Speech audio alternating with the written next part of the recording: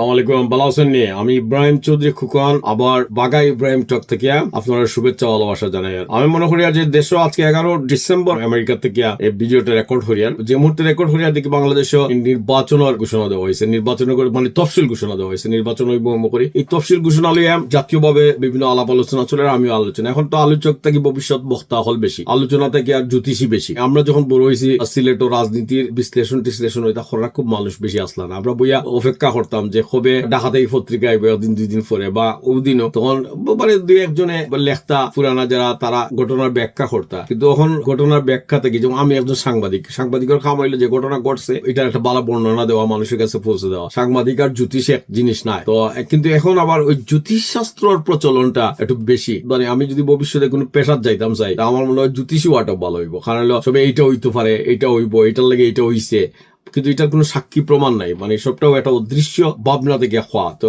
আমি চেষ্টা করবো এটা অ্যাভয়েড করিয়া জ্যোতিষ শাস্ত্র না গিয়া একজন সাধারণ সিলেট হিসাবে দেখা যে সিলেট নির্বাচনে সিলেট কিতে হইব। কারণ আমরা জানি যে এই নির্বাচন কিতে হইলে ভালো হইল না, এই নির্বাচন আওয়ামী লীগ সভাপতি এই নির্বাচন নাই, তো একটা উল্লেখযোগ্য মানুষ আওয়ামী লীগের দল করেন, কিন্তু তারা বাদ দিয়ে নির্বাচন, কারণ আওয়ামী লীগ নাই দেখে নির্বাচনে কি মানুষ যাইতা না যাইবা। এবং এই নির্বাচন ছাড়া দেশের পরবর্তী যে পরিবর্তনটা হইব, জনগণের ক্ষমতা জনগণের কাছে যাওয়া, এটার একটা প্রথম পদক্ষেপ। এটার পরে পরবর্তী ঘটনা কিভাবে ঘটবো এটা আমরা জানি না, অনেকটা অনুমান করতে পারি বা নানান বিষয় মনে রাখিয়া কথা হইতাম পারি, কিন্তু বাস্তবতাটা হইল যে আমরা ভবিষ্যৎ তো কেউ জানি না, রাজনীতির ভবিষ্যৎবাণীও ঠিক মতো করা যায় না। তবে অনুমান করিয়া 10টা কথা হইলে একটা লাগি যাব এবং এটা বলে আমি আগে হইছি, এটা একটা হইতে পারে। বাট এই নির্বাচন সামনে রাখিয়ে হ্যাঁ, প্রত্যেক বছর নির্বাচন আইলে এই স্বাধীনতার পরবর্তী সময় থেকে আমরা যখন রাজনৈতিক অ্যাক্টিভিস্ট আসলাম বা সমাজ সাংস্কৃতিক কর্মী বা সংবাদপত্র, প্রত্যেক বছর লিখতাম যে সিলেট 1 আসন যে পাইবা, যে সিলেট 1 আসনের প্রার্থী যিনি পাশ করবেন তিনি সরকার গঠন করবেন।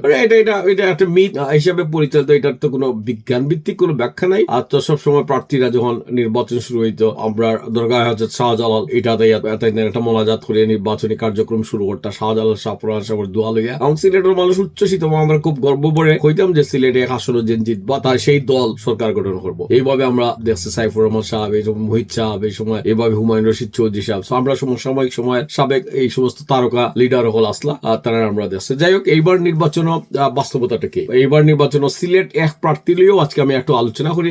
আমরা বৃহত্তর সিলেট অঞ্চলের প্রত্যেকজন রাজনৈতিক নেতাদের একসময় চিনতাম, কিন্তু বাস্তবতাটা হচ্ছে যে এইবার যে ইলেকশন আমি এখন বলতে যে প্রার্থীর তালিকা দেখলাম আমরা অনেকেও চিনি না। এটা খুব স্বাভাবিক, খুব দ্রুত সময় বদলায়, নতুন নেতৃত্ব আয়, নতুন প্রজন্ম আইছে। আমরা আজকে থেকে 30-40 বছর আগে যারা দেশ ছাড়ছে তাদের কাছে তারা অনেক হলেও বর্তমান প্রজন্মর সরাসরি যোগাযোগ নেয়, হয়তো পত্রিকা দেখি, হয়তো নানান ভাবে যোগাযোগ আছে। তো সিলেট 1 আসনের ব্যাপারটা যদি আমি ফিরে আই, সিলেট 1 আসনটাও আলোচনা থাকে সবসময় বাংলাদেশে, এমনকি বাংলাদেশের সব সংবাদ মাধ্যম এটা যে সিলেট 1 আসনে কে প্রার্থী হয়েছেন। তো আমরা বিগত কয়েক বছর থেকেও আমি মনে করছিলাম যে আরিফুল হক চৌধুরী, আমার সমসাময়িক মানুষ আরিফুল হক চৌধুরী, তিনি পৌরসভার চেয়ারম্যান, তারপরে পৌরসভার পৌর কর্পোরেশনের চেয়ারম্যান হিসেবে একটা জাতীয়ভাবে একটা পরিচিতি আছে। তো এই পরিচিতি অনুযায়ী অনেকেও তখন কোয়া হইতো যে একসময় সিলেট 1 আসন থেকে বিএনপির নমিনেশন টাইম পাইবা, কিন্তু বিএনপি তার রাজনৈতিক দৃষ্টিভঙ্গি থেকে হয়তো মনে করছে তার আরো কোনো দায়িত্ব দিব, তাই অন্য জায়গা থেকে নমিনেশন পাইছেন। সিলেট 1 আসন থেকে যে নমিনেশন পাইছেন খন্দকার মালিক সাহেবের ছেলে, আমি খন্দকার মালিক সাহেবের ছেলে হয়ে এখানে পরিচয় দেওয়ার কারণ আছে, ব্যাখ্যা কর্ম খন্দকার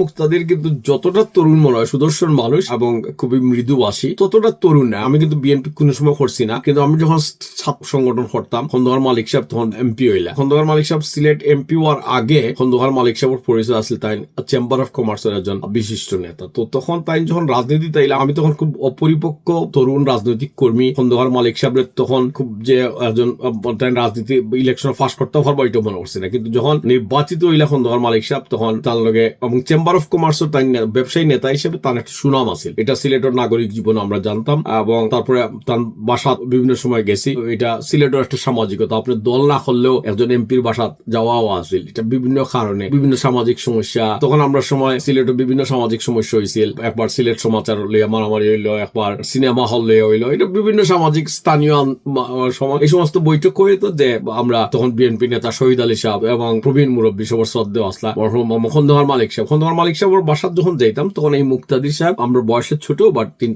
তখন ছাত্র আসলা, সুদর্শন ইয়াং মানুষ। এবং তারপরে তো তার বেশ কয়েকবারও আমার দেখা হয়েছে, ক্ষত হয়েছে। আমার তার সবসময় একজন শালীন মানুষ মনে হয়েছে। এবং আমি যদি কই যে খন্দকার মালিক সাহেবের ছেলে খন্দকার মুক্তাদির রাজনীতির একজন নতুন মানুষ নাই, বরঞ্চ সেই ছাত্র অবস্থা থেকে যখন আমরা দেখতাম সিলেটের বড় বড় নেতা, তখন এটা মনে রাখার জন্য যে বিএনপির এমপির বাসাত কিন্তু সব যাইতা, খন্দকার মালিক সাহেবের বাসার যেমনি সব যাইতা, তেমনি হামিদ মিয়ার বাড়ি সাহেবের বাড়ির যাইতা, ফরিদ গাজী সাহেবের যাইতা। যখন সর্বদলীয় বৈঠক হইতো, একবারে যে হাফে নেউলের সম্পর্ক কোনোদিন হয়েছে না, কোনো সময় রাজনৈতিক উত্তেজনা হয়েছে, কিন্তু মানুষ বইছে। তো খন্দকার মালিক সাহেবের ছেলে খন্দকার মুক্তাদির একজন সজ্জন মানুষ। আমি ওখান পর্যন্ত কেউর কাছ থেকে খবর পাইছি না যে তার আচার ব্যবহারে কোনো ত্রুটি আছে, তার অসত্যতারও কোনো অভিযোগ এখন পর্যন্ত আমরা নাই। সেই ক্ষেত্রে আমি মনে করি যে মুক্তাদির একজন বালা ক্যান্ডিডেট এবং তার প্রতি মানুষের আস্থা তার, এবং খুব শক্ত প্রতিদ্বন্দ্বিতাও আরো সুযোগ কম। মাওলানা হাবিবুর রহমান আমরা সমসাময়িক শুরুতেই তাই যখন জামাতে ইসলামের রাজনীতি শুরু হন, সেই সময় তাকে আমরা চিনি তান্ডে, এবং জামাতে ইসলামের রাজনীতির একজন ব্যক্তি থাকি তারা সাংগঠনিক প্রয়াসটারে গুরুত্ব দেওয়া হয়। জামাতের রাজনীতির যে সমালোচনা আছে, এই সমালোচনা আছে একজন ব্যক্তি হাবিবুর রহমান সাহেব পরবর্তী জীবনে বেশ প্রভাবশালী মানুষ হয়ে উঠছেন, এটাও জানি। তো এটাও হয়তো রাজনীতির আলোচনা হইব। তাই কি কতটা প্রতিদ্বন্দ্বিতা যাইতে পারবা এটা আমি নিশ্চিত না, আমরা অত দূর থেকে বুঝি না। কিন্তু আবার খেয়াল রাখতে হইব যে জামাতে ইসলাম এবং ছাত্র শিবিরের ব্যাপক কর্ম আছে ভিতরে, এবং তাদের নিজস্ব একটা ভোট ব্যাংক তারা গড়িয়া তুলতে চেষ্টা করছে। জামাত সমস্ত বাংলাদেশেও কিন্তু আগামী নির্বাচনে এটার একটা জানান দেওয়া সক্ষম হবো। সিলেটও তখন 80-90 দশকও জামাত সাংগঠনিক ভাবে শক্তিশালী হয়ে উঠছে, তাদের নিয়মিত চাঁদাদাতা আছে, তা অন্য কোনো দল নাই।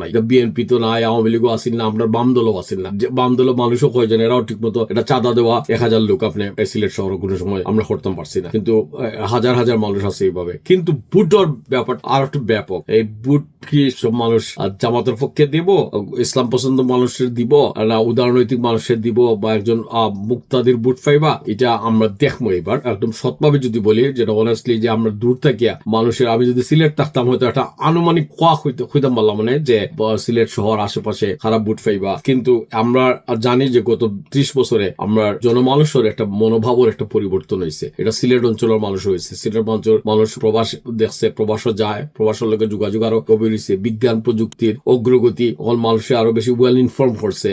কেউ অতি উদারনৈতিকতার দিকে যেমন ঝুঁকছে, আবার কেউ অতি রক্ষণশীলতার দিকে ঝুঁকছে। এটার কিটা ছাপ এই নির্বাচনে দেখা যাইব এটা তো আমরা জানি না।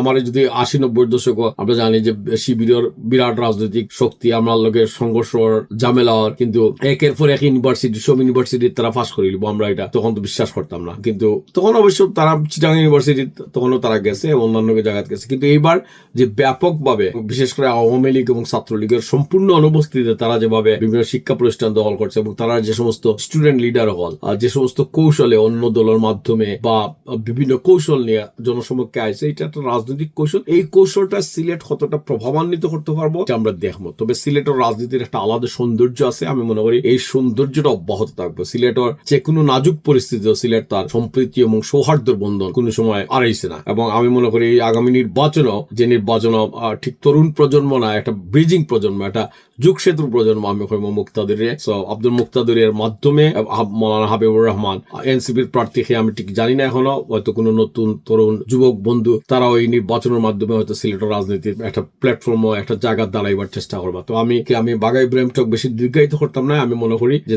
সিলেট সবসময় নেতৃত্বের জন্ম দিছে, এবং খালি নেতৃত্বের জন্ম দিছে না, সিলেট বাংলাদেশের রাজনীতিরও একটা পরিচয় তুলে ধরছে বিভিন্ন সময়। আমরা এরশাদ বিরোধী আন্দোলন করছি, কিন্তু এরশাদ বিরোধী আন্দোলন করার পরেও এই আন্দোলনের ফলাফল আমরা দেখছি পরবর্তী নির্বাচনে যে এরশাদের পক্ষে বৃহত্তর সিলেট 19টা আছে, আমরা এটা আশা করছিলাম না। তো এইভাবে সিলেট অঞ্চলের মানসিক জবাব দিতে পারে এবং এটার একটা রাজনীতির আলামত পাওয়া যায়। আমি মনে করি এই নির্বাচনের হয়তো প্রেক্ষাপট ভিন্ন, কিন্তু এই নির্বাচনের মধ্য দিয়েও সিলেটের নেতৃত্ব এমনভাবে বাড়িয়ে উঠবো এবং সিলেটের মানুষ বাংলাদেশের রাজনীতির জন্য একটা দৃষ্টান্ত হয়ে থাকবো, যেখানে সম্প্রীতি, সৌহার্দ্য এবং রাজনীতির গণমুখী যে ভাব, এটাও প্রিভেইল করবো, এবং মানুষ সর্বদয় সৎ মানুষ নির্বাচিত করবো, যারা মানুষ বান্ধব, যারা মানুষের কথা শুনিয়ে তার জীবন খাটায়।